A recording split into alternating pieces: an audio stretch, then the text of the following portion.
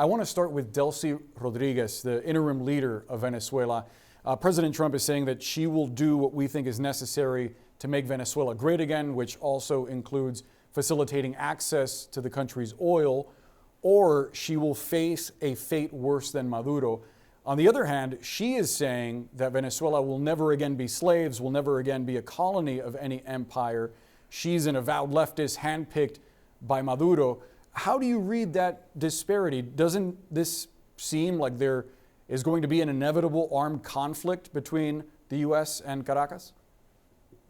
I don't think there's going to be an armed conflict, but we still, there are still a number of the regime members that are there that are under indictment, just like Nicolas Maduro. I don't think Delcy Rodriguez is, but I share your opinion that she's part of this regime that's repressing its people and does it through intimidation. And so I'm not looking to deal with Delcy Rodriguez for a very long time. I understand that you have to do that for a while to keep stability in the country, but we need to have free and fair elections in Venezuela, and we need to have those, not after a year, but we need to have it sometime within a year, because if not, then you're going to lose the the enthusiasm, the trust of the people of the diaspora that lives in my community, but also around the world. And so we can't just deal with one narco-terrorist because they happen to do what we want them to do. It's just, that's not the right thing to do. And so, look, I don't want an armed conflict, but also Nicolas Maduro is gone, and so is his wife. There are still other people there that are under indictment. That are terrorizing the Venezuelan people. Again, we need to take our time and do this right. This is, there's no playbook for this, okay? And so, Sure. We're going to have to play it right. And but at the end, what we want is a free and democratic Venezuela with a duly elected government representing Venezuela. And I think when you get to that, Sure. You're going to have Venezuela doing great things, and also Venezuela being an ally of the United States. So why do you think the administration has leaned on Rodriguez? Do you have any indication that she perhaps had struck some deal with the administration to sell out Maduro in exchange for some kind of guarantees? No, I think she just saw what happened to Nicolas Maduro. I don't think she wants it to happen to her. I mean, we've demonstrated the ability to do that basically at will, whenever we want, at a time and place of our choosing. And she understands that now. She can surround herself with 1,000 people. It's not going to help her. And so that fear is a great motivator. But again, she is part of this regime. And so, we need to move on from this regime. I'm not saying it's going to be today, and that's not tomorrow, or a month from now, or 2 months from now, but eventually, and sooner rather than later, we got to move on from this regime, because this regime, in the end, will never be a friend of the United States. Yeah. As soon as they can find a way out or wait us out, they'll turn to their ways, which is turn to China, Russia, North Korea, and Iran. Sure. That is not in the long-term interests of America, long-term American interests. Congressman, when you talk about having elections, hopefully within a year in Venezuela, does it concern you that President Trump specifically did not mention democracy or elections as a goal in his statements yesterday? And why not have Maria Corina Machado, the Nobel Prize winner who helped defeat Maduro in the last election, as a part of this transition? Why does she lack respect in Venezuela, as the president says? She doesn't lack respect in Venezuela. I have a different opinion. I have a different assessment of Maria Corina Machado. I've met Maria Corina Machado. She's an incredibly brave woman. And look, if it wasn't for being disqualified by the Maduro regime, she would have been elected the president of Venezuela a year and a half ago.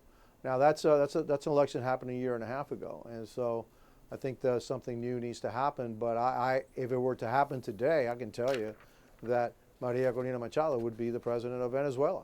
Now, can she put together a government and keep a stability in Venezuela today? That's up in the air. But I think what we need to do is set the groundwork to provide that stability in Venezuela, so that when there is an election, when there is a transfer of power to the duly elected representatives of the people, that's done in as smooth as possible way, with the least amount of violence possible. Now that is easier said than done, and so that's why I think that you're seeing, Marco Rubio, our Secretary of State, kind of minces words and of what it is that we're trying to do and what the president is trying to do, because we can't just jump into this right now. But the long-term goal is to have a free and democratic Venezuela.